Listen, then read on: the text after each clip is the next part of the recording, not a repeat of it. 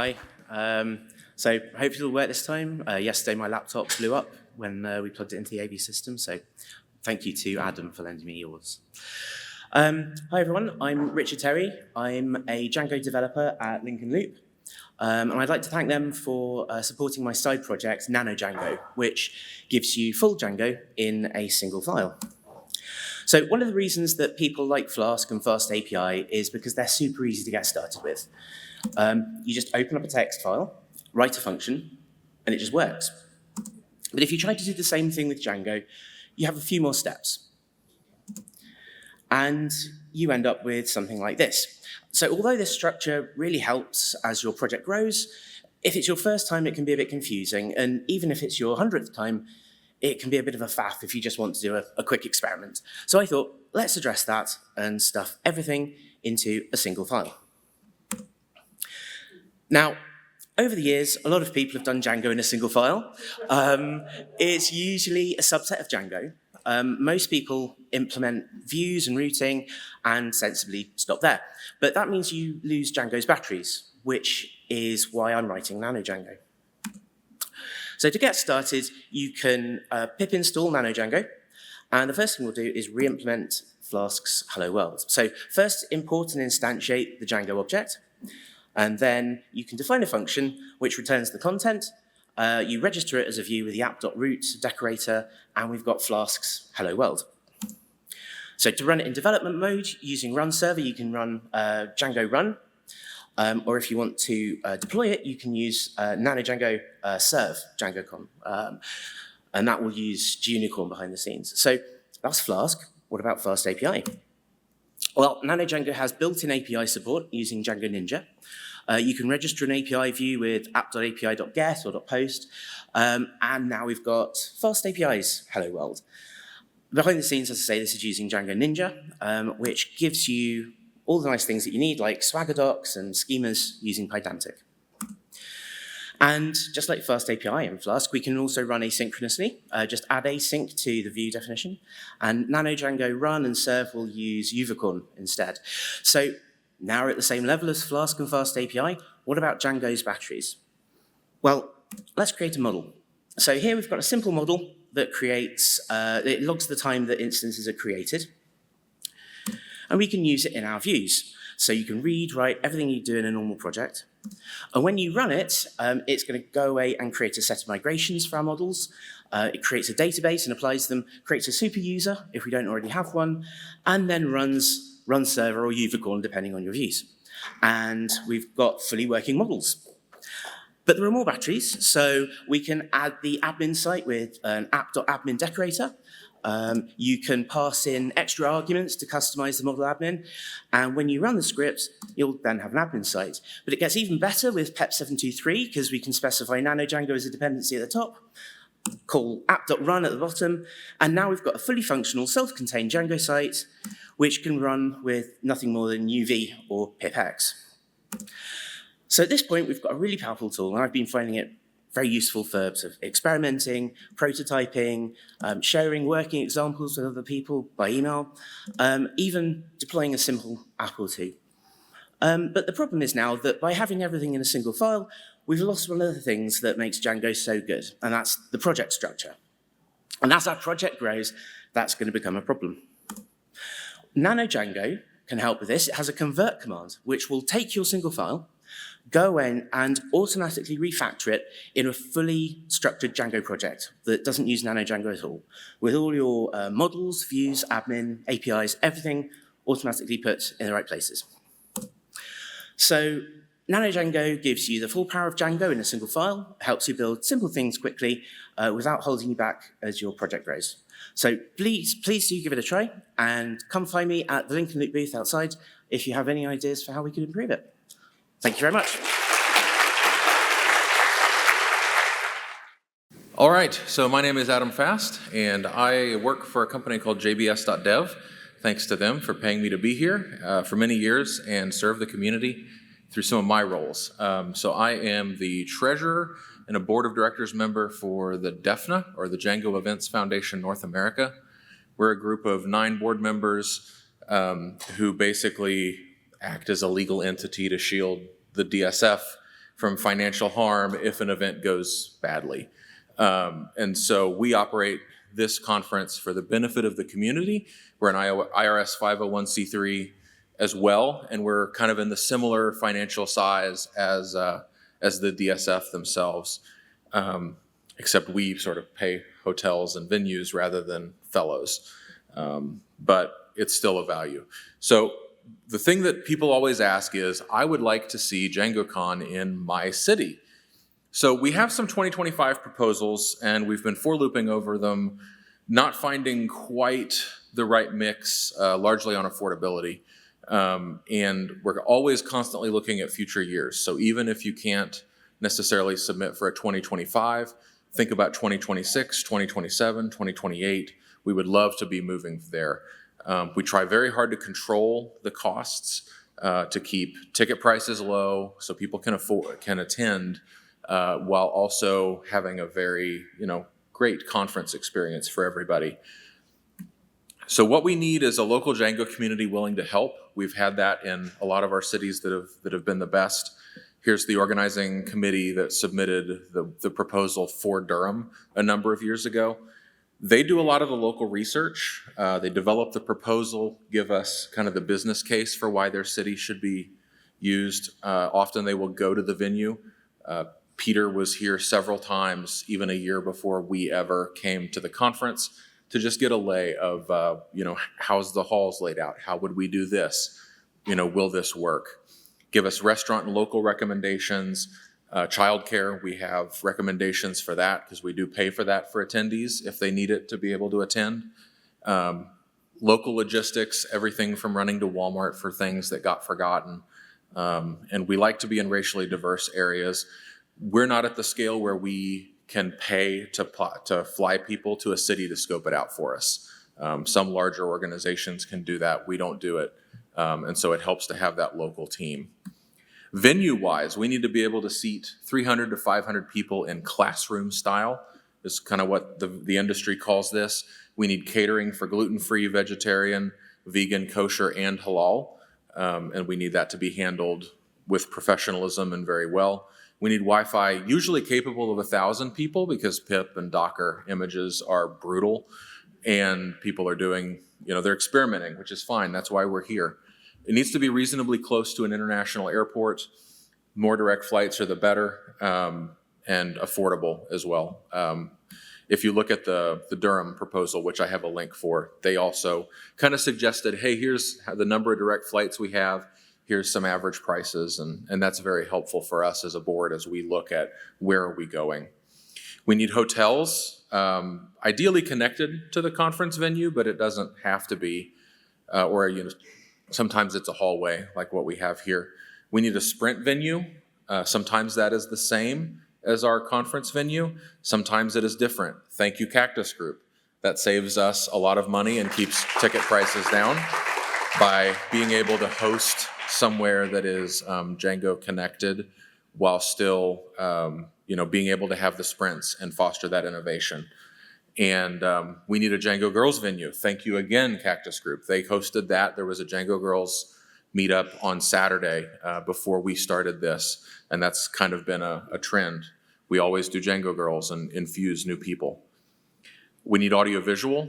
This is about 200 to 300 person hours of work to set up the things that you see in this. And a lot of times we don't use in-house. We are able to do better by finding and negotiating other vendors. I will help guide places if you're trying to submit a proposal and need specifics. I have those. I'm very happy to collaborate. Thank you to American AV Confreaks, White Coat Captioning, and Bartech. Talk to your local Convention and Visitors Bureau because they have people who sit at desks all day and try to get us to come as a conference. They want that money. And so they will know which venues and hotels can meet our needs. They will put you in touch. They'll take our basic size. This is a QR code of the written long form proposal details. This is available on the DEFNA site. Here is the Durham proposal, and I can share this in Slack when I get off the stage because I'm almost out of time. And send us to yours and begin a dialogue. We are happy to answer questions. hello@defna.org. that's slightly different group than the hello at DjangoCon US. And also, last plug, help us organize DjangoCon US for 2025. We always need volunteers. Here's a QR code for the list of teams. Any skill set you have, we would love to have. As I said in the beginning, this is an entirely volunteer team, all of us on the board, everybody, and we can always use help. It's a great community, very welcoming, and we just appreciate everybody that helps us. And I want to thank all of our volunteers personally. We just really appreciate the army of people that make this conference possible. Thank you. Hi, everyone. Welcome to my lightning talk. Sometimes brute force is best, right? And this is basically walking through our findings as we try and build a new MongoDB backend for Django. And so I like to think about brute force because it's usually the thing you try and avoid in interviews. You usually try and go for the most optimized solution. But in this case, we've come to realize that maybe just doing the hard work is what's needed. So let me give some backstory. Before I started working at Mongo, my friends and I founded a company that was using Flask and MongoDB.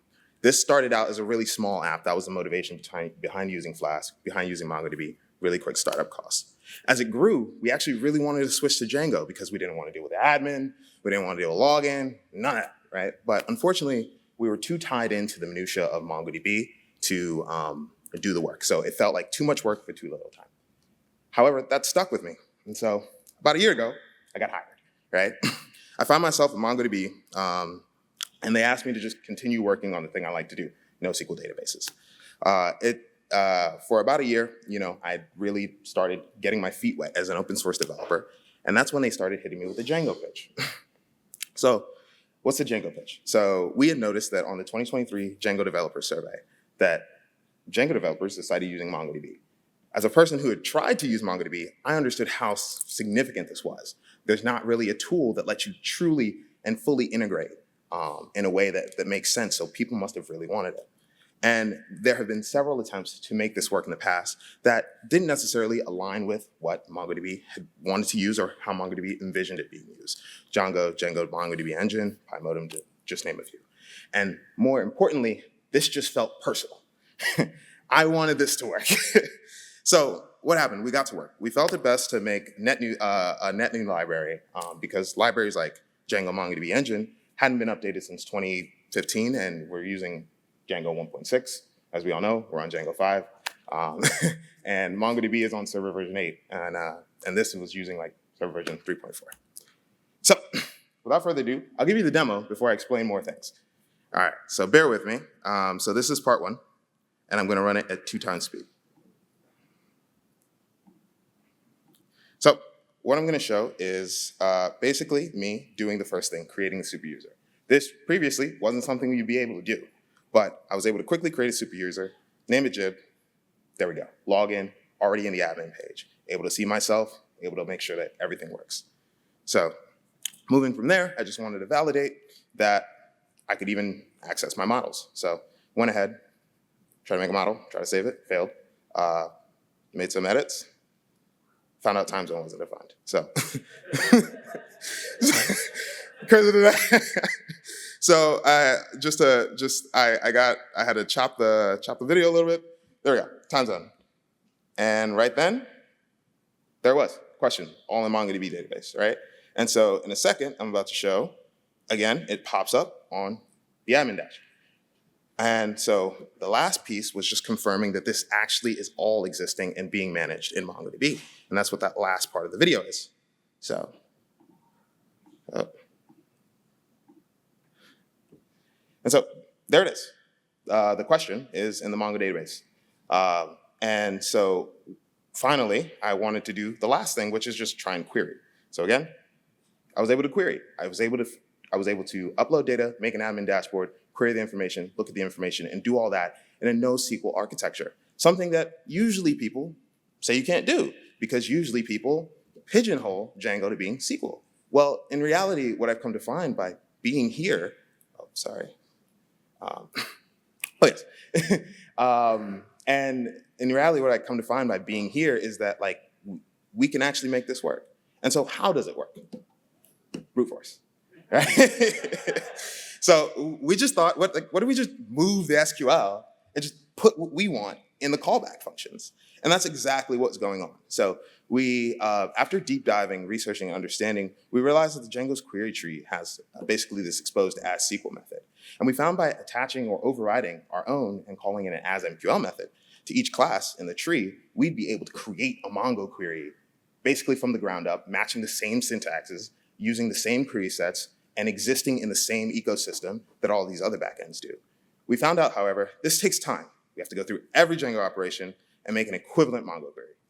So here's an example, right? People.objects filter status equals A, right? In SQL, that's select from people where status equals A. MongoDB, DB people find status is A, right? So what makes us so certain that all of this is useful? And like I said, it's speaking with everyone. Understanding that some people don't even write SQL in their day-to-day. They really just leverage the query sets. And also understanding that there are different databases for different solutions. And that 8% is a real set of people. I was one of those real set of people. And so we know that we're solving a real problem. And to that, I say thank you guys for all the support, all the help, and please try our repo, right? Right now it's an early stage of development, so we're looking for feedback from the community to know whether or not we're going in the right direction about this. Because again, we want to do right by you guys, and we want to do right by ourselves. Attached below are the emails you can reach out to. Please feel free to talk to me afterwards. And yeah, I look forward to chatting with the rest of you guys. All right, so hi, I'm Lillian. I'm the Navigator Coordinator for Django Not Space, and I want to talk about Django Not Space. So Django Not Space is a mentorship program, and it has it creates these teams consisting of navigators, captains, and Djangonauts. And so the purpose is for the navigators and the captains to help guide new contributors through the open source process. There are one-on-ones and a support system to help ensure that the new contributors will be successful. Here's a link, so you can go to that site to learn more. The impact is real. So I have some stats here listed, showing you that there have been many PRs to several different packages across the Django ecosystem. We had 17 new contributors to Django 5.1 release, and a lot of personal growth for both the mentees and the mentors. So what I really want to get, the message I want to get out today is a call for collaboration. So the mentorship program is, it's successful, but we also want to experiment with more ways for getting people involved, both the maintainers and new contributors. Some of the problems that we run into is trying to coordinate the teams, trying to form the teams. We have people coming from many different time zones all over the world, so coordinating the time zones could be a problem. And so if we could have a different format, maybe doing more asynchronous, that would be interesting. So if you're a maintainer of a package and you have some interest, but you might think that you don't have enough time to commit, you're the person I'm trying to reach out right now, because we want to understand what will work and what won't work. So please contact us, email us at contact@django.space. And if you're someone who's interested in getting involved as a new contributor or a captain, follow us on our socials. And that is all. If you have any questions, definitely ask me. I'll be around.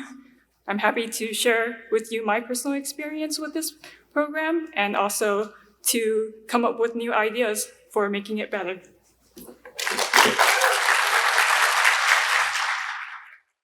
Hi everyone, my name is Reddy. I'm from Bolivia, that's in South America, and currently I live in Chicago. I work for a company called Keeper Solutions. They are based on Ireland, do some contracting stuff with them and have some other clients as well. So I didn't say, I'm a backend developer. I do Django REST framework 90% of my time probably. But, originally the code was supposed to be TDD cheat sheet for writing good tests on Django REST framework. But I said, hey, since we are pretty close to Halloween, why not introduce some House of Horrors here? So don't know if you already have your customs for Halloween. I'm going to dress as a backend developer like this. Well, let's start with this. I don't know how many of you do some TDD or not, but you know that there's a mantra. So the idea is to first write your tests, then to make them pass, and then refactor. But the idea is to always write your tests first. Or that's, people that do TDD, that's the way. So how many of us really do that? Many times I just wrote the functionality first, and then I forgot to push or to do some tests, and write some tests now. And now we have some AI also that can help there, don't know. But that's something that we need or that we should avoid probably. Developers, we tend to go and try to start writing and pushing code and code and code. And it's, at least this methodology, writing your test first helps you to take a breath and think if your solution is really what you want to build. So let's start with the House of Horrors. So don't know, you see the file structure that we have here. This is something, some mistake that some people do, how they try to organize their tests. For example, here you see that they have we have a test out, test models, serializers, but then we have more specialized test names below. It says tests, create user, delete user. So there are better ways to organize your tests. The best way that I try to, or the pattern that I try to follow to be a good cat, is to organize. So I have my layers, I have my model, my serializer, my view, and I try to organize my tests in a similar way, trying to follow the same names. So I'm testing a file. That's what I'm doing. So keep your consistency in your files. What do you see wrong here? First of all, I see some single quotes mixed with double quotes. It's weird stuff that I try that I always see is I try to have double quotes always, or single quotes, have consistency there, how the code looks like. And at the end, we see that this test is only asserting the status code. With this, we didn't test, I didn't explain you what this test was about. So this is about creating bookmarks. We have the payload, what we're sending, then we have the URL below, and then we're calling the endpoint finally, and then we're just asserting the status code. There are better ways to do this. In this case, you see, we are not just calling the endpoint, we are asserting that actually is doing what it's supposed to do, that it's creating a bookmark. We are counting at the beginning how many bookmarks we have in the database. Then we are asserting that we created at least one, because that's what it's supposed to do. If for some reason we get double creation or something like that. And then we are asserting that the object was created with the correct data. Another scenario, we have a list endpoint of the bookmarks as well. And here as well, we are just asserting the status code. A better way will be to test the whole response. Getting the response, then asserting the status code, asserting, this is a paginated list endpoint, so asserting that the count is correct, asserting that the whole response is correct, and not just asserting, for example, that the IDs appear in the response. Here we are asserting everything, the whole response, the whole JSON response. One of the, it's pretty close. I'm scared. Asserting the number of queries, n+1 queries, those are everywhere.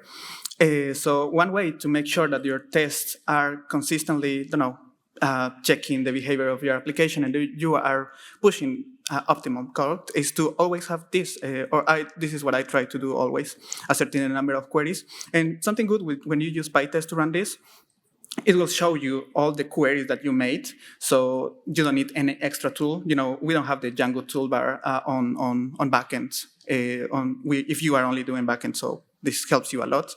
And please don't forget to clean your prints before pushing your code. If you're going to make the cat cry, and that's it. Thank you so much. Good afternoon. My name is Lacey. I have some notes here that I'm going to refer to so that I get through everything. I've gotten the impression at this conference so far that there might be a few open source maintainers in this room. Is that true? Okay. I've also gotten the impression from open spaces and attending conferences over the last 10 years that sometimes that's stressful. Is that true?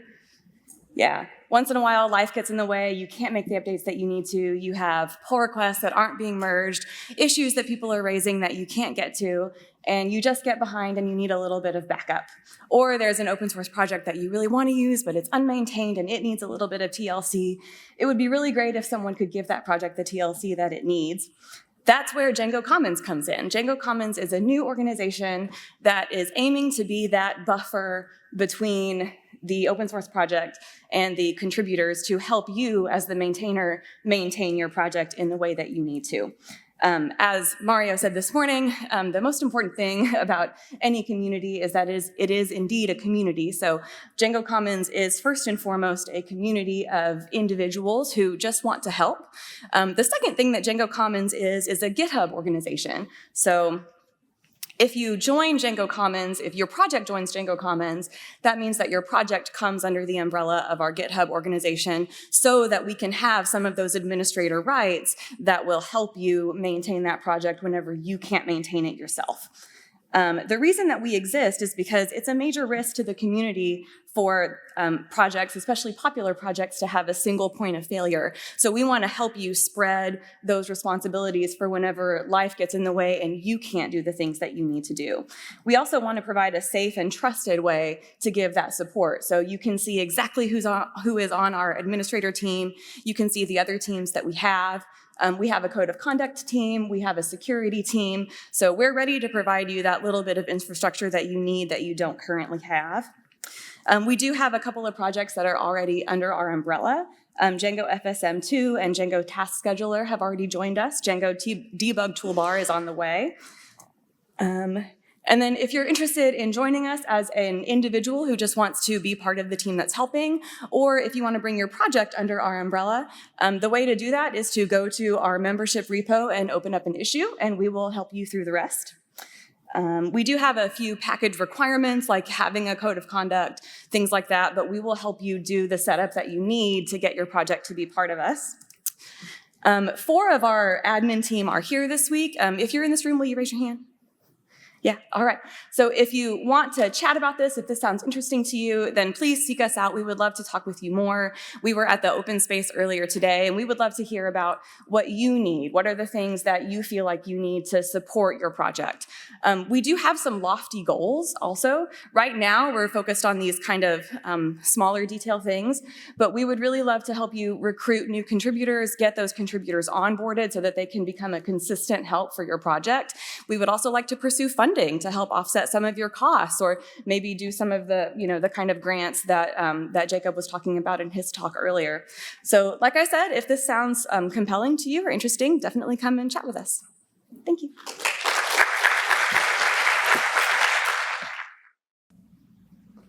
Sorry about that. I wrote an article called 12 Rules for Job Applications and Interviews, and it turned out to be the most popular thing that was ever published on the web. But, at least a lot of people apparently read it. I've got some credentials in this field. In my work at Canonical, I've handled many thousands of applications. I've read thousands of CVs. I've conducted hundreds of interviews. I've hired dozens of people, and I train interviewers and other hiring leads.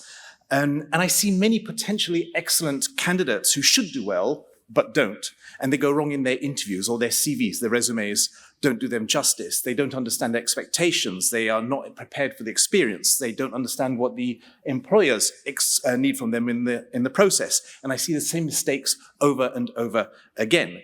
And many of these people are the ones who don't have cousins in Silicon Valley, who come from outside the industry, from non-Western countries, from underrepresented groups. And my heart sinks when that happens, hence the article I wrote.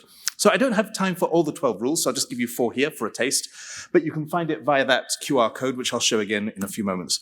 So rule number 1 is show, don't just tell. You can tell people things, and if you're lucky, they might understand you. And sometimes, if you're really lucky, they might even believe you. But generally, people don't like being told what to believe. Somebody tells me I'm committed, determined, and dedicated, and I think, I'll be the judge of that, if you don't mind. So I'm rather unmoved when somebody tells me their qualities. But if somebody is able to show me, that's a different story. One candidate mentioned to me that he used to get up at 5 in the morning and had to take 3 different buses to get to the only high school in his city where he could study music. And I thought, wow. He didn't need to tell me about his dedication, commitment, or determination. He showed me, and I could see them for myself. And when somebody leaves room for me to make a judgment, I'll hold it much more strongly than if they tried to make it for me. Rule number 2 is demonstrate value. Tell me about your work as a test engineer. I wrote tests. Well, I was aware that a test engineer writes tests. I was looking for something else. I was looking for value. I want to know what the candidate achieved, what difference they made, what value they brought. I improved our process by setting up a weekly test engineering office hours. Well, tell me more, because I love to hear about attention to collaboration and effective initiatives. Rule number 4, show a part and not the whole. You see the ears of a donkey sticking up over a fence, and you know perfectly well that the rest of the donkey is there as well, even though you can't see it. It doesn't occur to you to wonder if it's missing. But many candidates insisting on presenting the entire donkey. And reviewers and interviewers are not complete idiots. They can infer the rest of it from some details. You can trust on them to do that. So concentrating on just a few details allows you to present those vividly and effectively, and you let the interviewer do the rest of the work of filling in the rest of the donkey.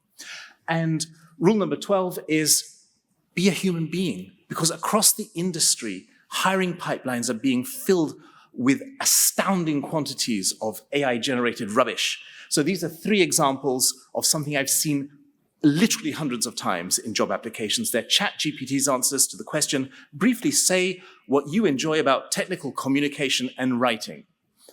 And it's a really creepy experience, as if the same broken and distorted entity has applied for all the jobs over and over again. It's a really shitty answer as well. It's just remixed in hundreds of depressing ways. And the candidate is immediately and permanently rejected. These are more examples from a popular website called Resume Word that you may have heard of.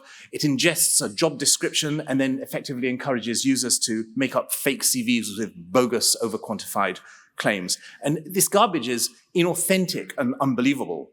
And they're false AI friends. And across networks and communities, especially in the non-Western world, hopeful entrants into the industry are sharing bad advice and tools that they hope might give them a little advantage in the search for work, and it's disastrous. So if I can save just one person from shooting themselves in the foot with one of these treacherous AI guns, I'll be very glad.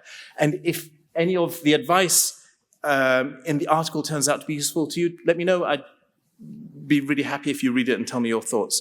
Meanwhile, I want to go home from this conference with lots of new colleagues. So I'm actually hiring up to 154 technical authors. I don't expect to find them all this weekend. A documentation platform engineer working with Python and Django, amongst other things, developer relations engineers, community engineers, and whatever else I can get. There are hundreds of jobs on the canonical Ubuntu website. Thank you so much. They'll come and talk to me. Thank you. All right, cool. We got it. We got there. All right, hello everybody. I'm Rachel Calhoun. I'm a trustee on the board for Django Girls Foundation.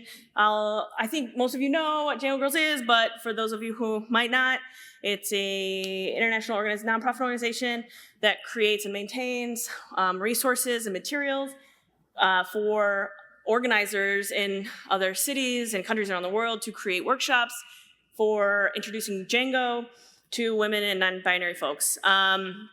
This is our new logo. I don't know if everybody, can we get a clap? That's great, right? So the idea was, we had so many questions. Is this workshop for me? And yes, it is. Django Girls is, we wanted to be more trans and non-binary inclusive, so we made it more explicit with our logo, but also staying true to our brand. This is our 10th year, which is pretty big, so we wanted to celebrate. And to celebrate, we got in touch with some great friends in the community. Thanks to PyCharm, JetBrains, we were able to do a survey. And if you're here, you might have gotten an email about that. And if you filled it out, thank you. It's really important to see where we can improve, what works and what doesn't as an organization. Some impact reports, 69% of the folks who filled out the survey either got a job because of the workshop or are planning to, which is pretty significant. Yeah. The data scientist in me will say the caveat is that these folks are people that are still in the Django communities, so it's probably biased. Anyway, 82% of those are working in programming.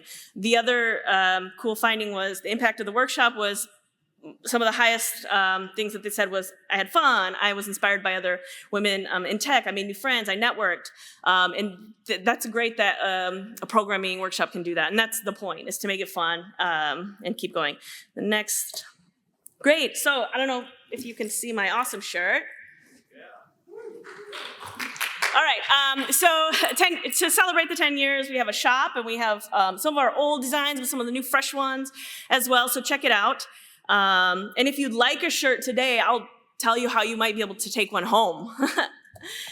Call to action, contribute. We're always in need of volunteers, and I think everybody wants your time. So if you have extra, please consider contributing your time to help maintain and update our resources, our translations, a tutorial. We have a website that also needs work.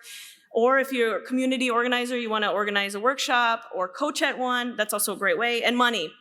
I want to thank the DSF for always supporting Django Girls and helping us with some of the workshops, but we'll always need more as an organization to try to keep this going. Here are some of our socials. Follow us, Django Girls, everywhere. And the last call to action I will have is financial support. We need to keep going as an organization. We have employees that we have part-time that help us keep things running. You can find us GitHub sponsors. You can join us on Patreon. You can donate on our page. We have Stripe as well. Scan the QR code. You can also become a corporate sponsor. Thanks to those that are here. And also I have a few shirts with me. They're orange, not this color, sorry. But if the next, I think 6 shirts. So the next 6 people who donate will take home a shirt today. Anyway, thank you.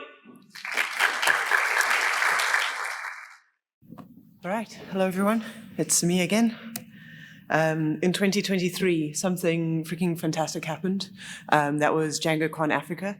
It was the first one ever, and I was very lucky to be there among, so there were a few other people in the audience. So what happened? I'm going to give you a little bit of a report back. It was a very, very successful event. It was a very hard event to pull off. So it happened in Zanzibar, Tanzania in November last year. We had attendees from more than 20 different countries. There were 26 talks, 10 of which were by women. So it's not exactly 50-50, but it's kind of hard to get 50-50 in Africa. This is actually a very good trend that things are on.